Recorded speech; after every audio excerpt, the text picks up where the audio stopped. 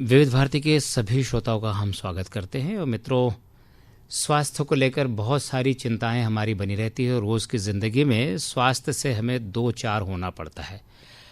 ख़ासतौर पर मौसम का और उसके बदलने का असर स्वास्थ्य पर होता है। और जब चिकित्सा की बात आती है तो अलग अलग पैथियां होती हैं। सोचते हैं कि कहाँ जाएं, किस तरह से बात करें। कोई भी पैथी किसी से बेहतर या बदतर नहीं कही जा सकती, किसी से श्रेष्ठ या कनिष्ठ नहीं कही जा सकती है। सबके अपने अपने तरीके होते हैं। लेकिन आज हम बात करेंगे कि आयुर्वेद का हमारे जीवन में क्या महत्व है और आयुर्वेद की पैथी किस तरह से हमारे जीवन को बेहतर बना सकती है। और इन सवालों का जवाब देने के लिए डॉक्टर रंजना राय जी हमारे साथ हैं। आप पंडित खुशीलाल शर्मा शासकीय स्वशासी आयुर्वेद महाविद्यालय और चिकित्सा संस्थान में कार्यरत हैं। आप वहाँ आयुर्वेद चिकित्सा अधिकारी के रूप में पदस्थ हैं। रंजना जी, आपका बहुत बहुत स्वागत है विविध भारती के स्टूडियो में। धन्यवाद सर। रंजना जी, जैसा हम जानते हैं, हमने सुन रखा है कि कुछ अलग अलग पैथियाँ होती हैं चिकित्सा में। इसमें क्या फ़र्क होता है? एलोपैथी, आयुर्वेदिक और होम्योपैथी, इन सब में क्या कुछ आधारभूत फ़र्क है? हाँ, सबके जो चिकित्सा सिद्धांत हैं मूलतः वह अलग रहते हैं जी। जैसे कि आयुर्वेद है, जैसे कि आपको नाम से विदित हो रहा होगा जी। आयुर्वेद आयु का विज्ञान, स्वास्थ्य का विज्ञान। जिस शास्त्र में आयुर्विज्ञान का वर्णन किया गया है उसे हम आयुर्वेद कहते हैं। जी जी जी। स्वयं ब्रह्मा जी हैं, उनको इसका स्मरण हुआ था जी, तो उन्होंने इसको फिर लिखा ब्रह्मा जी ने जी। और पहले ये देवलोक में ही था, ब्रह्मा जी के पास, इंद्र के पास, अश्विनी कुमारों के पास जी, जी, कि देवलोक में जब कोई बीमार होता था तो वहाँ अश्विनी कुमार उनकी चिकित्सा करते थे। वो देव चिकित्सक थे जी, जी, जी। फिर वही ये विधा उनको लगा कि धरती पे भी रोग आना शुरू हो गए, तो फिर वो वहाँ से अपने स्वर्ग लोक से पृथ्वी लोक पे आया जी।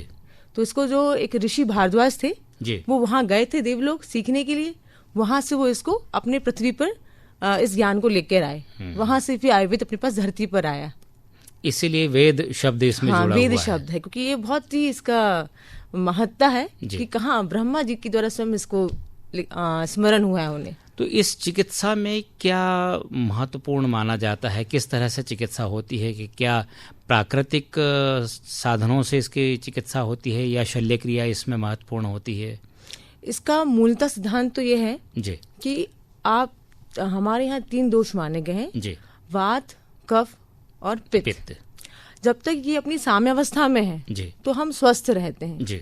लेकिन जब हम अपने दिन प्रतिदिन के कार्यों में हम ऐसा काम करते हैं जिससे कि इनका डिसबैलेंस हो जाता है जी, ये अपनी सम अवस्था से ऊपर नीचे हो जाते हैं, तब हमारे शरीर में रोगों का आगमन होता है जी, जी, जी। हम बीमार पड़ते हैं जी। तो आयुर्वेद का मूल सिद्धांत यह है कि इन दोषों को सम रखो। इसके लिए हमें पहले प्रयास करना है, यानी बीमार होने से पहले ही हमें ऐसा करना है कि हम सावधानी बरते, हम बीमारी ना हो जी। फिर दूसरा सिद्धांत बोलता है कि अगर ये मान लो इनका डिसबैलेंस हो गया है तो इसकी चिकित्सा यही है कि इन तीनों दोषों को इनकी बैलेंस स्टेज में ले आओ, तो ये हम फिर से अपनी पुनः जो निरोग अवस्था को प्राप्त होंगे जी। तो पहला इसका जो सिद्धांत है कि हमें बीमार ही नहीं होना है, तो उसके लिए हमें अपनी जो दिनचर्या है हमें उसे ऐसा रखना है कि हमारे ये तीनों दोष हैं वो सम रहें।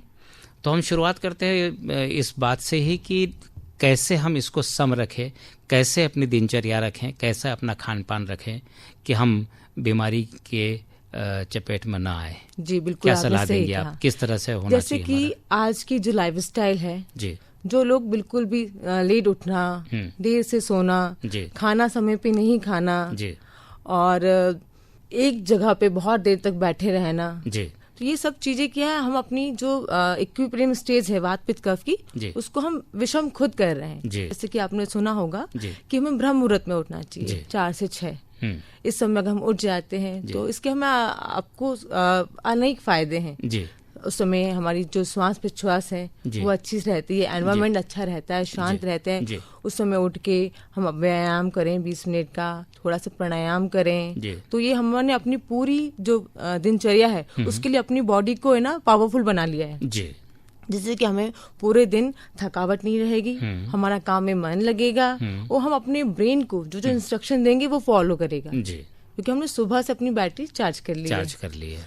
फिर अपना जो ब्रेकफास्ट है, सुबह सुबह नाश्ता टाइम पे लेना अपना, फिर हम अपना जो खाना है उसको जो उसका खाने का समय है उस समय लेना। अब ये नहीं कि हमें भूख अभी लगी थी, हमने उस टाइम अपने काम में इतने बिजी रहे, हमने खाना नहीं खाया और फिर हमने जब भूख नहीं है फिर खाना खाया, तो ये क्या है कि हमने जो खाना खाया वो बिल्कुल हमारे शरीर को नहीं लगेगा और वो रोग का एक कारण बन गया जी।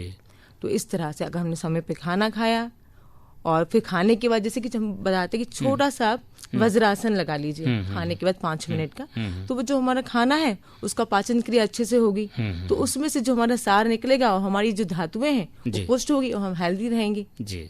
ऐसे शाम के टाइम पे अपना खाना जो है अगर आप थोड़ा सा ही प्रयास कीजिए और शाम का खाना थोड़ा जल्दी खा लीजिए, 7 बजे से तक का खा लीजिए, फिर अपना थोड़ा सा टहल लीजिए शाम के समय, पर 10 बजे आप आराम से बिस्तर पे जाइए और अपना शयन आसन लगा लीजिए जी।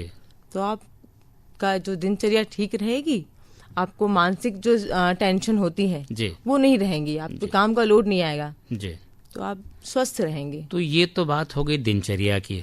अब खान पान की बात आती है, आपने खान पान के वक्त और उसको एक सही समय देना है ये आपने बताया जी। खान पान में क्या शामिल होना चाहिए कि रोग मुक्त रहे? हाँ, हमें जैसे कि आज की जो फास्ट फूड है, जंक फूड है जी, छोटे बच्चे तो छोड़ बड़े बड़े लोग भी आज उसी को पसंद करते जी, हैं जी। तो वो हम ना खाएं बट कम से कम खाएं, क्योंकि आज के युग में रह रहे हैं तो वो भी ठीक है कभी कभी ले सकते हैं, बट ये कि हमारी जो डेली रूटीन में आपके जो हैं ड्राई फ्रूट्स, सुबह मॉर्निंग के ब्रेकफास्ट में ड्राई फ्रूट्स को आप इंक्लूड कर लीजिए, अब मिल्क को इंक्लूड कीजिए ब्रेकफास्ट में, फिर आप ब्रेकफास्ट में आप स्प्राउट्स ले सकते हैं, है ना, और स्प्राउट्स में भी क्या आप सारे अनाज को मिक्स लीजिए, तरह तरह के सैलेड लीजिए, इससे क्या आपकी हरी सब्जियां जा रही है, मिनरल्स जा रहे हैं, आपकी प्रोटीन की ये सब पूर्ति आपके शरीर में हो रही है। तो खाने में भी आप सब कुछ खाइए, अब ये नहीं कि हम ये खाएंगे और ये नहीं खाएंगे, सब्जी भी खाइए, दाल खाइए, रोटी खाइए, सलाद खाइए, सब खाना खाइए। और ये खाने के लिए भी ये बताया गया है हमारे शास्त्र में कि जो खाना है हमें पूरा भर पेट नहीं खाना चाहिए, हमें भूख लगी है बट हमें अपना 1/4 हिस्सा खाली छोड़ देना चाहिए। अच्छा, खाना खाते समय आप ना जब भूख लगती है तो बहुत ठूस ठूस के भी खा लेते हैं और कभी कभी नहीं भी खाते हैं, तो आप खाना ऐसे खाइए अपनी इच्छा शक्ति के अनुसार और आपकी जितनी पाचन शक्ति हो जी जी जी जी। ऐसे कुछ मात्रा नहीं बताई गई है, इतना कहा गया है कि हर व्यक्ति को अपने अपने शरीर की जितने भूख है उससे थोड़ा सा कम खाना, भूख से थोड़ा सा कम खाएं और तो आपका पाचन अच्छे से होगा। अच्छा, तो अपन एनर्जेटिक रहें, वो अपना पाचन भी होता रहे, इस तरीके से खाना खाना चाहिए। पानी को लेकर आयुर्वेद क्या कहता है? हाँ, पानी खाना खाने के तुरंत बाद पानी नहीं पीना चाहिए, लगे तो आप 1-2 घूंट पानी ले सकते हैं या गुनगुना पानी का सेवन कर लीजिए। अच्छा, खाने के आधे घंटे बाद आप पानी पीजिए तो वो आपके पाचन को अच्छा करेगा जी, और गुनगुना पानी पीते तो और अच्छी बात है। आपने गुनगुने पानी की बात की है, आयुर्वेद में और दूसरे पैथे में भी कहा जाता है कि ठंडी चीज़ों से, ठंडे खाद्य पदार्थों से थोड़ा सा परहेज करना चाहिए, आयुर्वेद क्या कहता है? जी बिल्कुल सही है, क्योंकि ना हम लोग मानते हैं कि अपना जो पाचन है वो अग्नि करती है जी, अपन ठंडा पानी पी के उसको शांत कर देते हैं, हम उसको शांत करते जा रहे हैं। अब जब हम खाना खाएंगे हमने उसको बिल्कुल उसका ईंधन पूरा कम कर दिया। अब जब हम खाना खाएंगे तो वो उसके पास इतना ईंधन ही नहीं है जितना हमारा खाना है, तो वो हमारा पाचन ठीक से नहीं करेगी। हम खाने को बाहर तो पका लेते हैं लेकिन अंदर उसको पकने नहीं देते उसके प्राकृतिक रूप में। अब ये है कि खाना अगर अध पका रह जाएगा तो फिर वो हमें तो दिख नहीं रहा वो, लेकिन वो हमारे रोग के रूप में हमारे शरीर में प्रकट होगा, तब हमें वो दिखेगा। जी जी जी जी।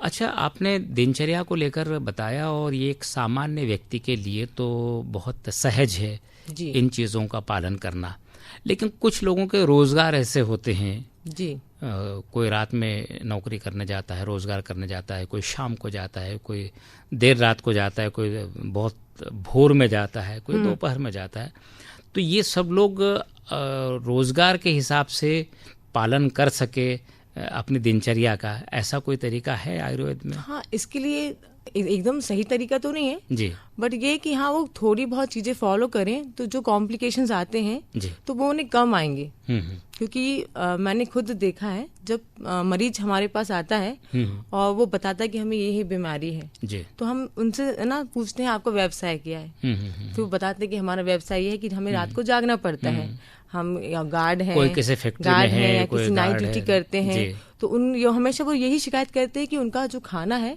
वो ठीक से पचता नहीं है और उनको हमेशा शरीर में भारीपन रहता है, अपचन रहती है और उल्टी जैसा लगता है और ना पेट भी उनका साफ नहीं होता है, मन भारी रहता है। तो हम समझ जाते हैं कि ये लक्षण जो है उनके इसी कारण है। तो उनको हम यही सलाह देते हैं कि अगर रात को आप जा रहे हैं तो आपको रात को खाली पेट नहीं रहना है, क्योंकि जो व्यक्ति घर में रहता है वो सो जाता है, लेकिन आप जब ड्यूटी कर रहे हैं तो आपकी अग्नि शांति नहीं हुई है, क्योंकि आप काम कर रहे हैं, आप में एनर्जी लेवल बढ़ा हुआ है आपका। तो उस समय आप अपना खाना खाइए, बहुत हैवी मील भी नहीं लेना है और लाइट मील भी नहीं लेना है, बट एक जो मीडियम मील है उसको आप सेवन करते रहिए, जैसे कि आप दिन में करते हैं 4-4, 5-5 घंटे के अंतराल पर आप उसको खाते रहिए, तो फिर उनको वो कॉम्प्लिकेशंस नहीं आएंगे। जी। चलते चलाते एक बात और कि सामान्य तौर पर एलोपैथी में ऐसा होता है कि जब भी कोई हमें तकलीफ होती है, सर में दर्द हुआ, दांत में दर्द हुआ, पाँव में हुआ, घुटने दर्द करने लगे, छींक आ गई, तो हम किसी केमिस्ट के पास जाते हैं और उससे कहते हैं कि हमें यह तकलीफ है, कुछ दे दीजिए, वो दे देता है। जी। आयुर्वेद में क्या ऐसी कोई बात है कि ऐसा करना चाहिए? पहली बात तो ये कि क्या करना चाहिए और दूसरी बात है कि ये ऐसा है? नहीं, अगर आप जैसे केमिस्ट के पास जाते हैं, अगर आपको कोई भी समस्या है जी, आप चिकित्सक के पास जाते हैं तो चिकित्सक आपसे जब थोड़ी बहुत इंट्रोगेशन करेगा तो वो समझ जाएगा जी। और हर चीज का एक कारण होता है, जैसे कि आपने कहा कि उसको दर्द हो रहा है, दांत में दर्द है, तो दांत में दर्द में कारण क्या है, तो चिकित्सक उसका इलाज करेगा।